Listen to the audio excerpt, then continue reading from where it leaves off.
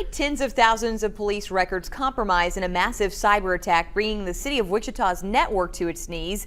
The May attack brought city systems offline for nearly a month, from the library to public safety. City leaders sat down with fact finder Brandon Stitt today. And Brandon, how much did this cost taxpayers? Well, Rachel, these types of attacks are becoming so frequent that insurance is now helping take on some of that cost.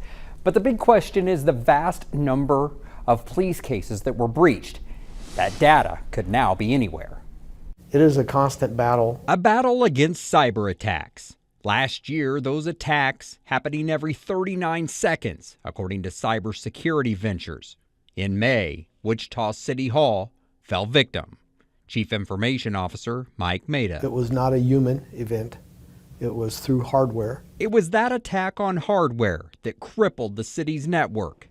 All systems taken offline. I can't tell you specifics around what they did to get in. Regardless of how they got in, they did.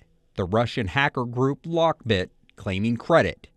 So what did they get? Only our law enforcement data was impacted. 77,000 police cases were breached. Incident and arrest reports, along with the information on them, including names, date of births, and social security and driver's license numbers. From all the forensics analysis, we don't know how much of that data got out. But they do know no financial information, including saved credit or debit card data, was taken. As far as communicating with the hackers, the city did not. We had not had any contact with them, did not pay a ransom. Insurance is covering the majority of the cost of the attack. An outside consulting group is assisting in the recovery response. At this point, it looks as if we'll have to pay our deductible, which is $250,000. We believe that the rest of it will be covered by our insurance company. The city now focusing on a zero trust policy when it comes to their network and keeping data secure. I can say we can protect it. I can never guarantee that we won't get attacked again.